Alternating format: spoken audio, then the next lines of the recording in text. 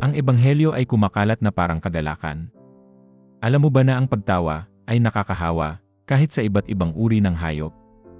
Ayon sa mga pag-aaral, pati ang daga, yunggoy at aso ay maaaring mahawa ng pagtawa tulad ng tao. Kapag may nagsimula, kusa itong kumakalat. Sa Gawa 13, buong tapang na nangaral sina Pablo at Bernabe nang may tumanggi sa kanilang mensahe, lumingon sila sa mga hentil at mabilis na kumalat ang salita ng Diyos.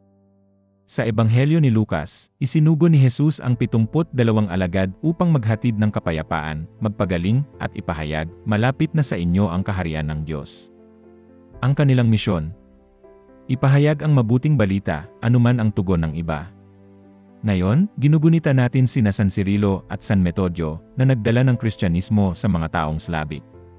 Gumawa pa sila ng alpabetong Cyrillic upang mabasa ng mga tao ang banal na kasulatan sa kanilang sariling wika. Hindi lang nila pinalaganap ang pananampalataya, binago rin nila ang kultura. Ang ebanghelyo ay hindi mapipigilan. Tulad ng pagtawa at apoy, tumatawid ito sa lahat ng hadlang. Kapag may tumanggi, may iba namang tatanggap nito ng may kagalakan. Tayo ay tinawag upang magbahagi.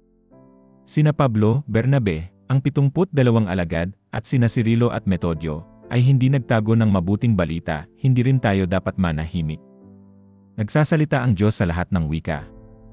Sina Cirilo at San Metodio ay hindi nagpumilit ng bagong lengguwahe, kundi inangkop ang salita ng Diyos sa abot ng pangunawa ng mga tao. Ganito rin dapat tayo sa pagbabahagi ng pag-ibig ng Diyos. Tanungin natin ang ating sarili, paano natin ipinamamahagi ang pag-ibig ng Diyos sa paraang nauunawaan ng iba? Matatag ba tayo sa ating pananampalataya kahit sa harap ng pagtanggi?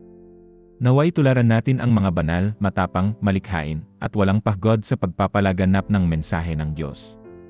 Amen.